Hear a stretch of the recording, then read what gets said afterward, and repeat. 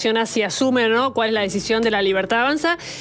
Porchela advierten que la producción de electrodomésticos está en sus mínimos históricos. Vamos a hacer un detrás de escena de lo que pasó con Whirlpool, más allá de que el caso Whirlpool por ahí es el menos paradigmático de lo que está pasando en la producción o en la fabricación de electrodomésticos. ¿Por qué digo que el caso Whirlpool es el menos paradigmático? Porque el caso Whirlpool no se termina de entender dónde estuvo, más allá de que las importaciones sin duda tuvieron mucho que ver, dónde está el punto bien de quiebre. Whirlpool es la planta en Pilar que se empezó a desarrollar en 2022, se inauguró en 2023 con el objetivo de exportar la mayor parte de su producción a Brasil. Las importaciones obviamente afectaban la parte local, no tanto la exportación a Brasil, siempre y cuando más o menos los términos de intercambio, la paridad de tipo de cambio se mantuviera.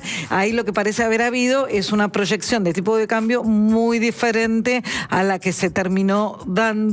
Y a partir de ahí, bueno, un proyecto que está previsto para ser la mayor exportadora de electrodomésticos a Brasil, bueno, termina cerrando. Pero nos vamos a enfocar en la parte absolutamente local, lo que está pasando en la fabricación.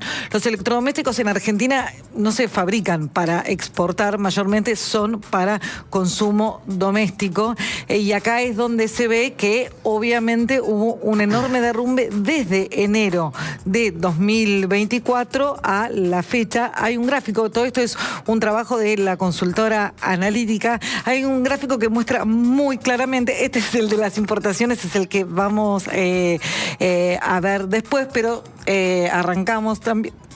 Hay un gráfico de la consultora analítica que marca muy claramente cómo está en el límite inferior casi inferior al de 2020. 2020 cuando no se podía fabricar absolutamente nada, ahí tenías, bueno, claramente las restricciones que había a la producción. A partir de ahí, por supuesto, a partir de ahí empieza a remontar y desde 2024 hasta ahora hay un pico en 2023, hay un pico tanto de ventas y esto es muy contraintuitivo, ¿no? Porque la venta de electrodomésticos está muy asociada al financiamiento. En un momento estuvo muy asociada a la dolarización. Te dolarizabas comprando bienes que estaban muy asociados a la cotización.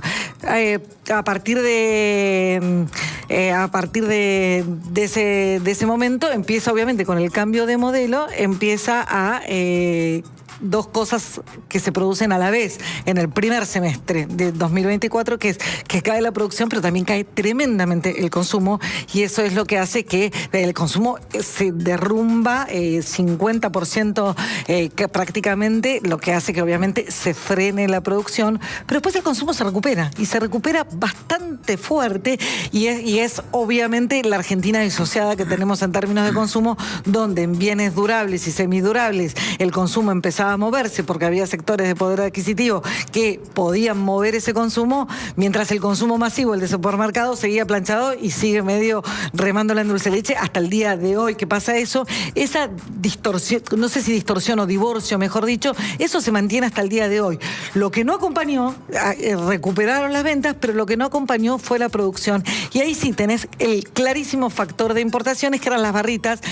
Cate, a ver si las querés mostrar, las barritas que teníamos antes, donde vemos que, por ejemplo, acá, la barrita esa azul es heladeras. Se multiplicó por 4 del año pasado a este, y si comparamos con 2023 un poco más incluso, la importación de heladeras.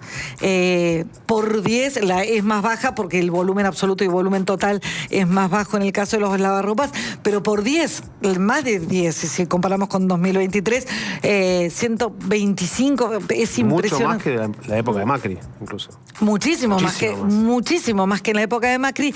También es cierto que en 2000, todo el periodo de 2019 tenés un efecto tipo de cambio después de los altos cambiarios. 2020 tenés el típico efecto pandemia, cadenas de logística muy resentidas, y a partir de 2022 tenés en Argentina el efecto de importaciones muy bajas por la cuestión de de la falta de dólares. Hay tres explicaciones que mueven a las importaciones. No todas son la baja del arancel. Realmente había mucha distorsión y esto sirve, estas tres explicaciones que impactan muchísimo en el mercado de electrodomésticos y que por ahí impactan menos en otros rubros, sirven para identificar hasta qué punto hay apertura comercial y hasta qué punto hay eliminación de distorsiones. Hay una combinación de las dos. Lo primero que pasó en 2024, y obviamente ya en 2025 no hay un registro de que esto tuviera ningún tipo de incidencia, es el fin de las famosas IRAs. Ya no se requieren las autorizaciones para importar, lo que trabó desde mediados de 2022 y todo 2023, lo que prácticamente hacía que no se pudiera importar. Bueno, eso dejó gradualmente al principio de 2024, pero por eso se puede denominar una distorsión que se eliminó en el mercado y eso ya de por sí facilita importaciones. Después el fin del impuesto país, que está bien, nosotros lo naturalizamos mucho, no lo considerábamos eventualmente una distorsión, pero era algo que frenaba, entre muchas comillas, artificialmente, en realidad era una suba del tipo de cambio, frenaba también las importaciones. Al bajar el impuesto país lo que hace es abaratar el tipo de cambio para importar y eso también facilitó las importaciones y estamos todo esto sin tocar, y son dos variables muy fuertes, pero todo esto sin tocar la política arancelaria, que acá sí vamos, también se tocó. Después una baja de aranceles muy fuertes que está vigente del 19 al 9, al 6 y se presume que es una política que se va a profundizar aún más. De hecho, con electrónica, que no es lo mismo que electrodomésticos, es más agresiva la baja de aranceles y hay una nueva etapa a partir del 16 de enero y claramente eso sí tuvo muchísimo impacto. ¿Cuál es obviamente uno dice, bueno, pero si la importación está teniendo tantos efectos nocivos, está haciendo que se deje de producir y obviamente eso tiene impacto en el empleo, ahora lo vamos a contar. Bueno, ¿cuál es la lógica de seguir con esta política? Y acá viene el gran tema que hace que da cuentas del porqué de esta política y por qué va a ser difícil desandarla. Porque hay un efecto precios realmente muy, muy marcado. Y si vos revertís ese efecto precio, lo que tiene es un costo político también. Más allá de que el desempleo también tiene costo político. Pero el efecto precios, desde el punto de vista de este gobierno, que el efecto precios también es considerado costos, bueno, probablemente es el que elige pagar otros costos. Veamos qué pasó con los precios, si eran las curvas, ahí sí tenías las curvas. Los electrodomésticos de 2024 a hoy aumentaron 78%. La inflación fue de 2,60% acumulada, ¿no? De enero, el año pasado, recuerden, hoy este año está muchísimo más baja, está por debajo de 30% acumulado hoy, pero desde 2024, que fue muy alta, acumula 260%. O sea que tenés electrodomésticos aumentando solo 78% y eso te hace que en el promedio con el promedio de los precios de la economía, la capacidad adquisitiva es 50, pues es lo que menos aumentó respecto del resto de la economía. En dólares, el abaratamiento relativo respecto del resto de los precios de la economía es la relación más contundente. Se entiende bien el concepto, ¿no? Mientras que, por ejemplo, tenés curvas como la de alimentos y bebidas, que también se abarataron en relación al resto de la economía, se abarataron en términos reales. Les va a parecer muy contraintuitivo lo que les voy a decir. No es que no hayan subido los alimentos, no es que no hayan subido los electrodomésticos, no es que no haya subido la ropa, pero en términos relativos se abarataron 90%.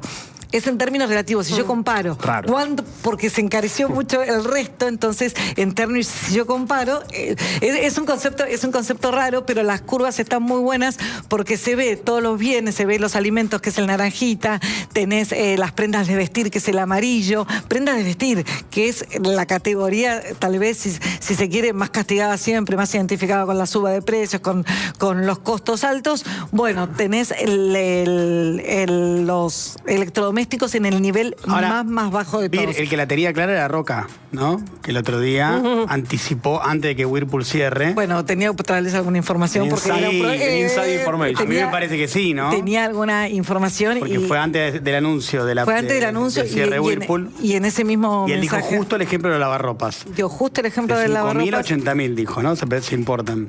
Sí, vos sabés, por ejemplo, en el caso de heladeras, empezó a principios de año, se importaban, a principios de año, ahora es muchísimo peor, se importaban, se producían casi 60.000 heladeras, 57.000 heladeras, por ejemplo, en el que es el número de febrero, que fue cuando empezó a hacer mucho ruido, y ya en ese momento ya se empezaban a importar más heladeras de las que se producían. Ya en febrero. Ese fue el punto, ya en febrero de este año, ese fue el punto de quiebre, donde, bueno, muchísimos fabricantes empezaron a tomar decisiones de hacer la de Whirlpool, de, bueno, a cambiar el mix de importado y exportado.